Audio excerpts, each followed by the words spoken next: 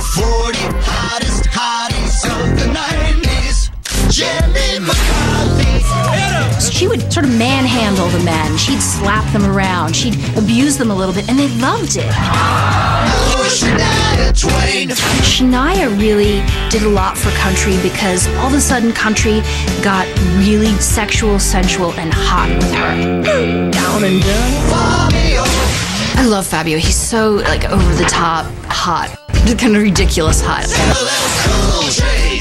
We all remember LL in the video doing it when he's slowly eating the apple watching the stripper. It was so sensual. John F. Kennedy Jr. Even though he was royalty, he seemed to do things on his own. He seemed to really be an independent thinker, and that made him hot. Leonardo DiCaprio. He was perfect for the role in Titanic. Christina Applegate. Everything was too tight, always wanted to have sex, kind of hot. Short skirt for Math Monday. So we're joined now by beautiful Molly in our front row and beautiful co-host here at the table. This is Belisa Vranich. She's a therapist and a columnist. And she's a pit bull owner too, so I like her for that. I love my dog, yes. Is this a therapeutic thing to do? Is this a good thing to do? Well, it's a good thing to do, but first we have to remember that there's a long, hard road beforehand where you're arguing, where you're trying to make things work, maybe you're seeking couples counsel. So this is the end of a story. Once you finally get there, it's very therapeutic. I really recommend it. If you're going to get divorced, mourn, but then have a party. Yes. Is this something that men do too? Now, they mourn, and it is tragic for them, but 60% of marriages, of divorces, are initiated by women.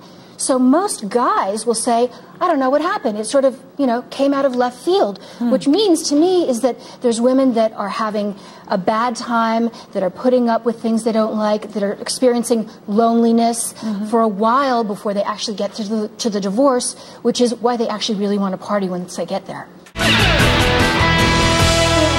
Also in New York, Belisa Vranich, psychologist and contributor for Women's Health magazine. Dr. Belisa, can you shed some light on what the heck is going on here? Well, AJ, she wants to make sure that everybody has their cards on the table and that there's a clarity around this. But of course she'd like things to be private. She's been around Hollywood enough to know that it was a Hollywood marriage, it's going to be a Hollywood divorce, and it's better to have clarity right from the beginning so that it doesn't end up being a 3-year affair of all kinds of rumors and ugliness that the kids will have to see. What do you think, Dr. Belisa? Keeping the details public, is that better or worse for the kids in this case? Absolutely better. I really think that the strategy she's using is a good one. She's saying, I know my kids are at an age where they can Google, I know they can read the papers, so let's have everything be out there so that they don't have to sneak around, so that they don't have to deal with some of that ugliness later on. Yeah, I think that makes a lot of sense. They should be thinking about their kids first and foremost. I just wish everybody would calm the heck down. This is Today. Tiki Barber uncovers the steamy or not so steamy truth about today's modern marriages. I've recruited Belisa Vranich, a clinical psychologist and women's health columnist, and Ian Kerner, sex therapist and author. Don't most relationships start with great sex? In the first stages of infatuation, our dopamine levels are spiking in the beginning of a relationship. But sexual desire often has a tendency to cool down. When you're going from sort of fiance brain to mommy brain, the chemistry and the priorities are completely different. I tell people to just have your bedroom be about sleeping, about sex, about you being a couple. It's also about stimulating the brain. The brain really is our biggest sex organ. So great, you've removed all those distractions. Now, let's get in touch with each other. Let's try to fall in love a little all over again tonight. 365 nights, a memoir of intimacy. Is this possible?